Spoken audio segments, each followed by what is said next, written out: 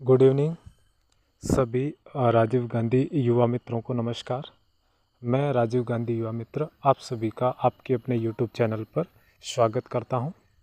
साथियों, आज का विषय हमारा रहेगा कि ऐसे ज़िले जिनका इंटरव्यू हो चुका है और उनमें कुछ ऐसे कैंडिडेट भी हैं जिनका इंटरव्यू उन ज़िलों का इंटरव्यू हो चुका है लेकिन उनका इंटरव्यू नहीं हुआ है, या तो कॉल नहीं आया या फिर मैसेज नहीं आया, अनअवेयरनेस के कारण इंटरव्यू रह चुका है। वो उन कैंडिडेट को अब क्या करना चाहिए। दूसरा अपन बात करेंगे कि हेल्पलाइन नंबर क्या है और उस पर कैसे बात करनी है, वो भी मैं बता दूंगा। फिर तीसरी बात करेंगे कि भाई 27 तारीख को और 28 तारीख को किन किन ज़िलों का इंटरव्यू है, और फिर इसके अलावा इंटरव्यू में ऐसे क्वेश्चंस जो आपको पूछे जा सकते हैं उनके बारे में भी आज की वीडियो में हम बात करेंगे। तो चलिए शुरू करते हैं हमारा आज का वीडियो। बात यह है कि दिक्कत ये है कि कुछ ज़िलों का इंटरव्यू हो गया है। मोस्टली आज मेरे पास मैसेज आ रहे थे, वो भीलवाड़ा डिस्ट्रिक्ट से आ रहे थे कि सर हमारे ज़िले का इंटरव्यू हो चुका है, 17 तारीख को हो चुका है, लेकिन हमारे पास में मैसेज नहीं आया है, इसलिए हम इंटरव्यू देने नहीं गए या फिर कॉल नहीं आया। उनको क्या करना चाहिए? तो उनके लिए जो मैं बात बता रहा हूँ वो ध्यान से सुने आप। मैं मेरे इस वीडियो के डिस्क्रिप्शन में मैं एक लिंक दूंगा।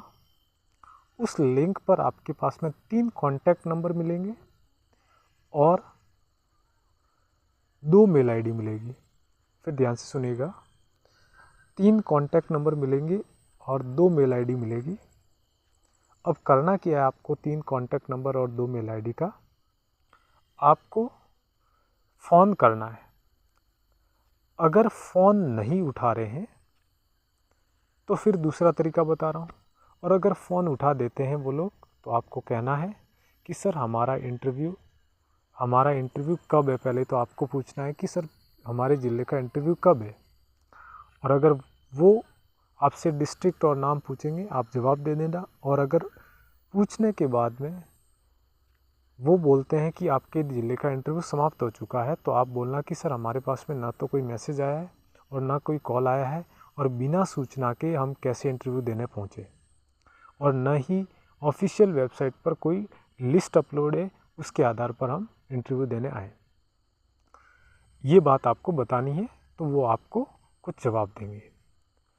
या फिर दूसरा तरीका ये है कि अगर कॉल उठा नहीं रहे हैं तो 2 जो मेल आईडी दे रखी है वहाँ पर आपको लिखना है कि मेरा नाम ये है, मैं इस ज़िले से बिलोंग करता हूँ, मेरी तहसील ये है या फिर ब्लॉक ये है, मैंने राजीव गांधी युवा मित्र में फॉर्म भरा था, मेरे आवेदन क्रमांक ये है, और मेरे पास में कॉल भी नहीं आया है और मैसेज भी नहीं आया है, और मेरा इंटरव्यू कब होगा सर, मैं इंटरव्यू की काफ़ी लंबे समय से तैयारी कर रहा हूँ और इसके लिए मैं इंतज़ार कर रहा हूँ, प्लीज़ मुझे जवाब दें, धन्यवाद। इस टाइप से फॉर्मेट बना करके आपको मैसेज लिख देना है।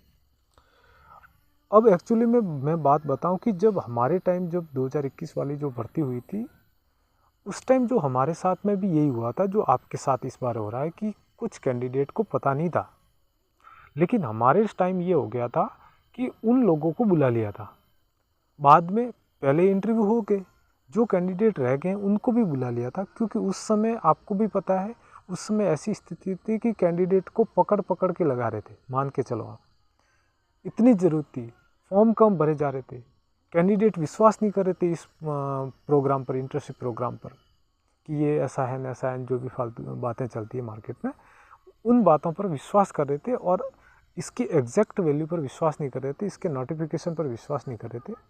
इस वजह से क्या था कि हमारे टाइम पे तो कैंडिडेट कम पड़ रहे थे, तो हमारे को जो इंटरव्यू देने नहीं पहुंचा था उनको भी कॉल कर करके, मैसेज कर करके दोबारा इंटरव्यू ले करके बुला रहे थे। लेकिन इस बार तो आपको भी पता है नंबर ऑफ़ कैंडिडेट बहुत ज़्यादा है, तो इसीलिए इस बार थोड़ा रिस्की मामला है। तो मैं ये नहीं कह सकता कि आपको दोबारा बुलाएंगे, लेकिन आप ये 2 तरीके अपनाना। मैं आपको डिस्क्रिप्शन में लिंक दे दूंगा, वहाँ से आपको 3 फ़ोन नंबर मिल जाएंगे और 2 मेल आईडी मिल जाएगी। आप ज़्यादा से ज़्यादा इस पर आप कॉल करना या फिर मेल करना, जब तक आपकी समस्या का समाधान नहीं हो, एक बार कॉल करके देख लेना। ठीक है, और मेल करके देख लेना, आपको रिप्लाई ज़रूर मिलेगा, मेरा तो यही मानना है, क्योंकि मेल और बातचीत होती रहती है, इसलिए मैं बता रहा हूँ कि आराम से, मतलब बातचीत होने का मतलब है कि लोग बोलते रहते हैं कि रिप्लाई आ गया और ऐसा मैसेज आ जाता है। ओवरऑल तो एक तो ये बात थी जो मैंने आपको बता दी है। दूसरी बात है कि 27 तारीख को इंटरव्यू होगा, वो होगा झुंझुनू ज़िले का, और 28 तारीख को जो इंटरव्यू होगा वो होगा श्री गंगानगर का, है ना, 2 जिलों के कैंडिडेट। तो मैं फिर बता देता हूँ कि आपके पास में अगर मैसेज आ गया है तो अच्छी बात है, और अगर मैसेज नहीं आया है, कॉल आ गया है, तो भी आप एक्सेप्ट कर लें उस बात को, और अगर मैसेज भी नहीं आया और कॉल भी नहीं आया तो फिर आप क्या करो, आप इंटरव्यू देने चले जाओ अपने साथियों के साथ में, क्योंकि आपके आसपास वाले किसी न किसी का तो मैसेज आया होगा।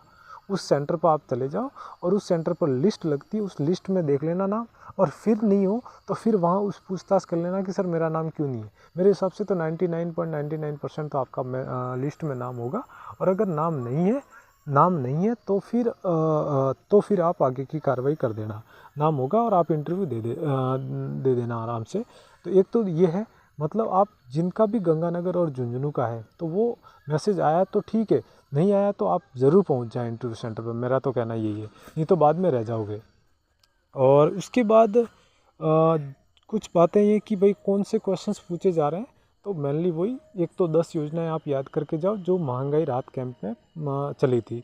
उसमें जैसे इंदिरा गांधी शहरी रोजगार गारंटी योजना, ठीक है, महात्मा गांधी ग्रामीण रोजगार गारंटी योजना, कामधेनु योजना, सामाजिक सुरक्षा पेंशन योजना, और चिरंजीवी दुर्घटना बीमा योजना, चिरंजीवी स्वास्थ्य बीमा योजना, ठीक है। और इस टाइप की जो योजनाएं थी, एक तो वो योजना याद रखो, इसकी क्या क्या योग्यता है वो याद रखो, एक पालनहार योजना के बारे में याद रखो, एक शुद्ध के लिए युद्ध योजना के लिए याद रखो, ठीक है, और एक घर घर औषधि योजना याद रखो।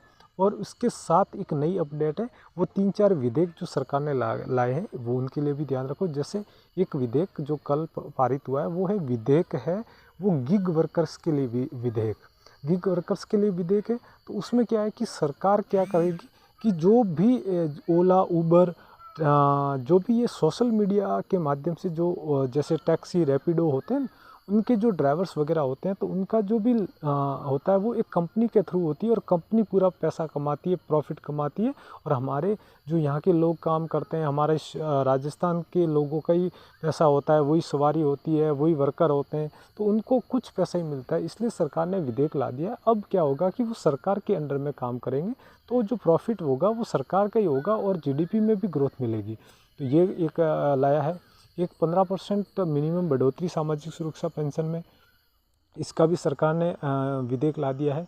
मिनिमम 1000 रुपये पेंशन होगी, ये भी एक अच्छी बात है। और इसके अलावा आपके जो महात्मा गांधी नरेगा गारंटी योजना है वो 125 दिन का है, और शहरी रोजगार गारंटी योजना है वो 125 दिन का है। 100 प्लस 25 दिन एक्स्ट्रा करके 125 दिन, ये अपने विधेयक है जो रिसेंटली सरकार ने पास किए हैं, ठीक है। और आपको विद्यार्थियों के लिए आपको याद रखना है कि बेरोजगारों के लिए सरकार ने OTR का सिस्टम चालू किया है, वन टाइम रजिस्ट्रेशन, एक बार आप फीस भर दो और बहुत सारी भर्तियों में आप एलिजिबल हो जाओगे, और पैसा फीस बार बार देनी नहीं पड़ेगी। और महिलाओं को देखते हुए महिलाओं के लिए सैनिटरी नैपकिन की सुविधा उपलब्ध करवा रखी है, और किराया 50% तक माफ़ है। तो ये सरकार की जो मोटा मोटी जो योजना है, जो जिस पर सरकार का मेन फोकस है, वो आपको याद करके जाना है। और एक याद करके जाना है कि फ्लैगशिप योजना वो योजना होती है जो जिसके लिए पैसा सरकार के पास में ख़त्म नहीं होता, और सरकार मेन फोकस देती है। और एक RYMP का फुल फॉर्म आप याद करके जाओ कि राजीव गांधी युवा मित्र प्रोग्राम, एक इंटर्नशिप प्रोग्राम है, न कि एक सरकारी नौकरी, ठीक है। एक ये आप याद करके जाओ। और भी जो आपको बेसिक क्वेश्चंस मिलते हैं वो आप याद करके जाओ। और ज़्यादा डिटेल के लिए इनके जवाब भी मैंने एक वीडियो में अपलोड कर रखे हैं।